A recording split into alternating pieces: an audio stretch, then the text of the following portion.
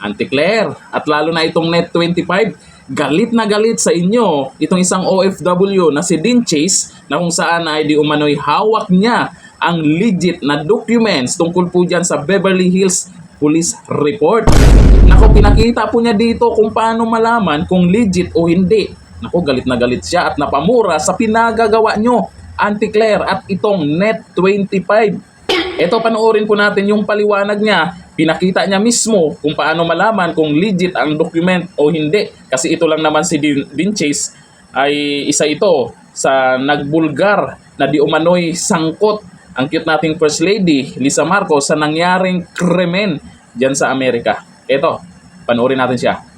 Hello, magandang araw sa ating lahat. Pasensya na medyo masakit ang ulo ko kasi Clarissa. Okay, may tanong ako. Clarissa, na pinsan ng isang customer na kidnap at saka Net25. Saan nyo nakuha yung mga documents na pinapakita nyo at pinapacirculate nyo online? Ha? Saan nyo nakuha yan? Nagdutang nyo. Saan nyo nakuha yan? Kasi parang sa tingin ko parang hindi nyo alam kung how to tell the difference between a real document and a fake document eh. Di ba Malacanang kayo? Aren't you supposed to have like a corporate forensic team that's able to do that? Asan papuntang mga namin taxes? Wala kayong team na ganyan to tell the difference between a fake document and a real one? What about you, Net25? Di ba kayo? Major news outlet kayo. How are you able to tell the difference between a fake document or not if you don't have these kind of teams? Ha? Kaya nga nung nakita ko, si Claire Castro, may pinakitang document, sabi ko, ba't yun ang pinakita? Tanginan. Ang bobo. Obvious naman talaga. Fake yun. May nakita ba kayo? Tanong ko lang may nakita ba kayo sa wall ko na nag-post ako ng document ng mga ganon? Bakit attach yun sa name ko? Bakit tinatanong ako na, huy, fake yung document na pinaano mo, nilalabas mo, may nilabas ba ako na document na ganun? Pasensya na, pinost ko talaga muna kasi uminom ako ng Advil kasi sumakit talaga ulo ko. Okay, so itong gagawin natin. Sige, i-compare natin ang legitimacy ng documents na meron ako versus sa mga documents na pinapa-circulate nila online. Nitong si Tanim fake documents, Claire Castro, Malacanang, at saka itong si Net25. Okay, so let me get things ready for you guys. Magsasalita lang ako tapos i-ready ko lang ang mga documents ko dito.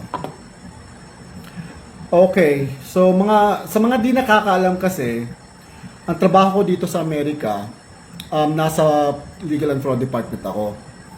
So, dito tinatapon sa akin lahat mga documents for verification and forensic verification as well. Naamoy ko kung anong document na peke at saka totoo. Unang glance ko lang sa document na tinitingnan ko, malalaman ko na agad kung peke o hindi. Okay? So, eto na. For soft legal copies kasi, na natatanggap ko sa firm, this is how I check it if it's legit or not. So first of all, legal soft copy documents cannot be edited. Okay? Dito sa Amerika. It is right protected. It is impossible to edit right protected documents here. Legal right protected documents. So kahit anong gawin mo dyan, hindi mo yun may edit kasi nga naka right protect. So like this one. Eto. Ha? Asa na yun? Papakita ko. Step. Eto. Okay. Try natin ha. Ito kasi mangyayari pag i-try mong i-edit ang documents na legal dito sa Amerika, naka-right protect. Okay, sige. O ito. Edit. Ano to legit to na document to Okay, sige. Papakita ko lang sa inyo. O yan, seal na. So edit natin. Tingnan nyo kung anong mangyayari kung i-edit natin. O yan, may lumabas na pop-up. O ito, naka-right protect yan. Hindi mo yan ma-edit. Okay? Sige, balik natin. Ina. Reset. Wait, ang ulo ko. Now, knowing, makakahanap talaga ng paraan ng mga tao to commit fraud, di ba? Kahit naka-right protect yan, what you would need to check, or the second thing that you would need to do, is to check the watermark, or the magic watermark. Now, what is a magic watermark? Clarissa, napinsan ng isang customer na paki-google na lang, okay? Napaka-basic niyan sa corporate forensics. Boom. Basta na nga yun. Now, pag may nakita kayong magic watermark, ang document, what you would need to do is that you would need to print it out. Now, if the document doesn't have the magic watermark, okay, it means that the soft legal copy is legit. It is real. Okay? Now, what am I talking about? Papakita ko sa inyo. Okay, ito na. Ito magic watermark Okay, so this is the magic watermark. This is only visible in soft legal copy documents. Okay? Ayan, yan ang watermark. Sa documents nyo, may mga watermark ba? May nakita ba kayo, Net25 at Malacanang, may magic watermark ba? Di ba wala? Okay, that only tells one thing. Kaya nga tinatawag siyang magic watermark, it's because if you're going to print out a legal soft copy, it will disappear. That's one way of telling if it's legit or not. Pag i-print mo, walang watermark, it means that the soft copy that you have is legal and binding. Okay? Like this one, this is what I did. Nakita niyo yung watermark kanina, so this is the sample of the printout. It doesn't have the watermark. Do you see that? Walang watermark, di ba? It means that it's real. It's only visible in the soft copy. O kayo, kanino kayo naniniwala na ngayon? Matapos mapanood ang paliwanag ni Dean Chase tungkol sa dokumento, kung peke ba o hindi. Doon ba kayo maniniwala kay Auntie Claire at doon sa Net25?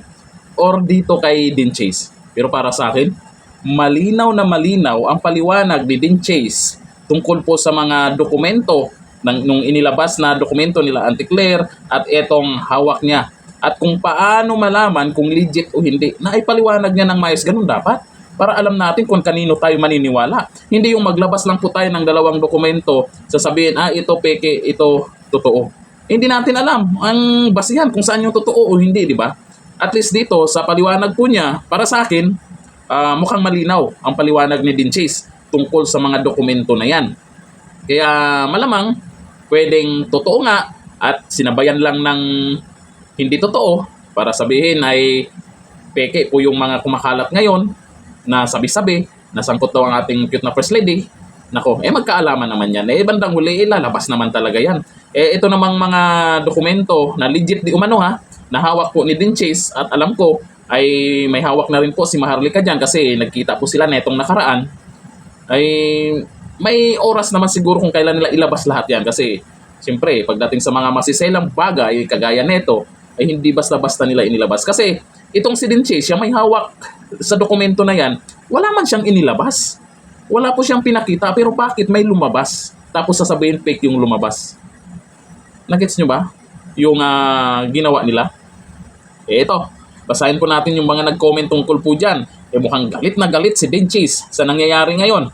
Sabi ni Kalamba Bina, kahit pa nakita niya, narinig niya, ay ibig sabihin niya nito si Auntie Claire, nasaksihan pa niya. Pag hindi panig sa amo niya, fake news. Lahat yan kasi dyan, kasi bayad. Siyempre, pag nagtatrabaho ka, may bayad yan, di ba?